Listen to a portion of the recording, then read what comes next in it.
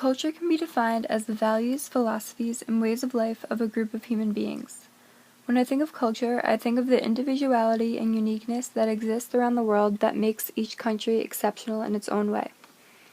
While it is inevitable that some cultures clash and face conflict, there is something inspiring about how people are proud to be from where they are, whether it is because of their beautiful landscapes or their timeless art, music, and literature. At the beginning of the semester, this is how I described what culture meant to me. While my current definition of culture would be quite similar, over the course of the semester I have gained more insight and perspectives pertaining to culture than I have ever before. For our second forum of the semester, we were asked to visit the New York Times website and find 3 articles that contribute to culture building. One of the articles I found included a gender-neutral glossary, which showed how human beings are now coming to terms with the fact that there are many different ways to define one's sexuality and gender. Cultures are working together by accepting the differences that inevitably exist among us, as well as the distinctions between sex, gender, and sexual orientation. To me, this is an important aspect of contemporary culture, especially in the United States, where there has been a lot of controversy over gay marriage and issues of transgender and transsexuality. I found this to be a good example of further developing a culture. For the 4th forum of the semester, we were asked to watch a documentary called Half the Sky. While watching this, I was shocked at the fact that sexual abuse does not commonly come with consequences in many African countries. It's hard for me to imagine such a horrible act being dismissed, since it is taken so seriously here in the U.S. This is an example of the differences that exist between cultures.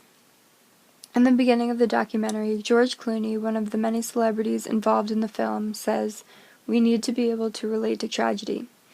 I find this to be extremely true, especially in the U.S., where we have developed a sort of immunity towards viewing disasters.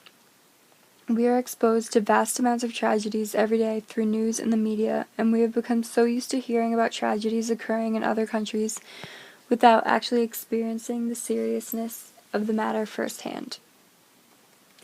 Overall, this week definitely gave me a new perspective of culture and truly showed the distance that inevitably exists between certain cultures and areas of the world.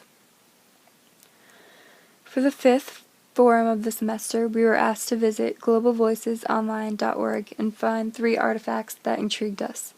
One article that interested me was about how children in Egypt were caught on film mimicking ISIS execution videos by pretending to kill each other with wooden sticks. This relates to culture since it illustrates the fact that children in these war-ridden countries are being exposed to violent and horrifying videos and clearly finding entertainment in this content to turn it into games. I found this to be relevant to my overall conceptualization of culture, since the way a culture raises their children shows a lot about their well-being, and when the impressionable youth is exposed to such violent and brutal content, they are likely to be negatively affected by it in the long run. On another note, the second article I found for this forum was about an abused Indonesian maid who made her story public and urged others who were experiencing abuse not to suffer in silence. I find that this represents progress in culture and the way people are treated. It is definitely a more recent trend to hear about people taking a stand and fighting for their own rights. Cultures are consistently growing and progressing when people have the courage to stand up for what they believe in and make changes. For the 6th forum, we were asked to learn about the Garifuna culture. All of the information about the Garifuna culture was extremely new to me. After examining the different artifacts, I noticed that the Garifuna culture can be perceived in quite a few different ways. The videos showing the pride and happiness behind the culture, and the articles explaining the poverty and disease the culture is commonly affected by. This adds to my conceptualization of culture, since the Garifuna people clearly had a lot of negativity to deal with, but they still remained proud of their heritage because it is essentially all that they have. Ultimately, when all else fails, it is important to remember where you come from and what you stand for in order to maintain a positive and strong perspective.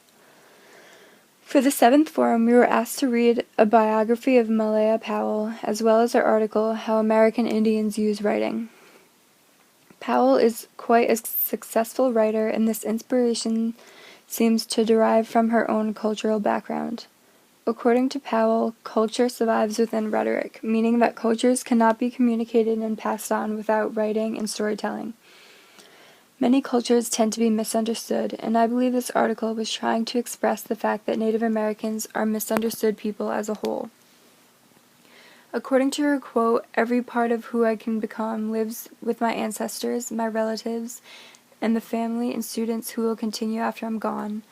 Powell seems to be strongly connected with her culture, which allows her to express herself with a lot of emotion through her writing. In my opinion, culture and writing can prove to have strong and meaningful relationships at times. If you have a voice and opinion as strong as Powell's, for example, you can express yourself properly and illustrate ideas about a culture. Expressing culture through writing is sometimes a difficult task, but when it is done properly, it can impact many readers. This relates to my conceptualization of culture because it involves expression of culture. Malaya Powell, for example, believes that her particular culture isn't being treated fairly, and she decides to express this belief through writing.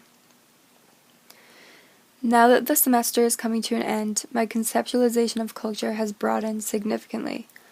I have learned about different cultures from many unique perspectives, and I have had the chance to discuss my ideas with my classmates as well. Culture is a significant part of the human experience, and I find that writing is a meaningful and expressive outlet to portray our unique lifestyles.